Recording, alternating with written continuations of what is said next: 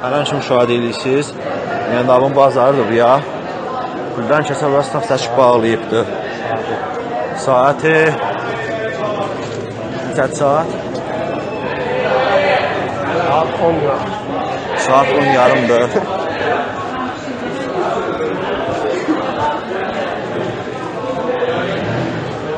10 yarım saatində bağlayıb.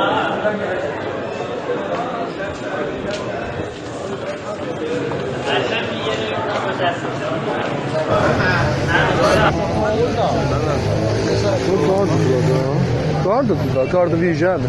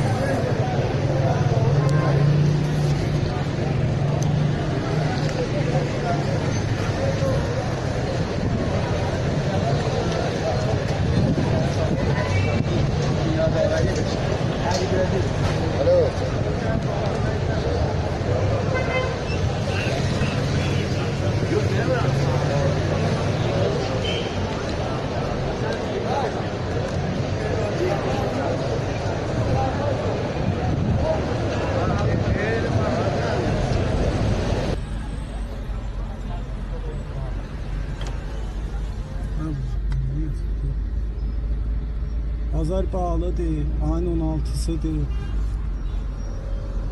Təbriz.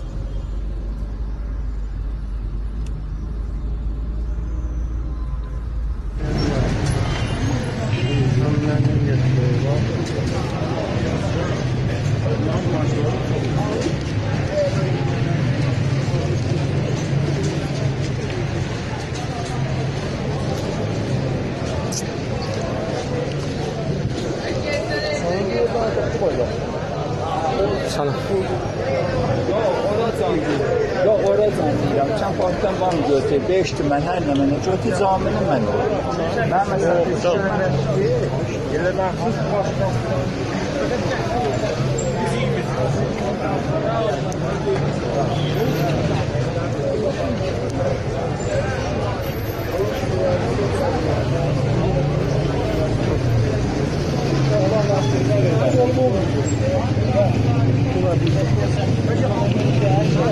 Tamam oldu.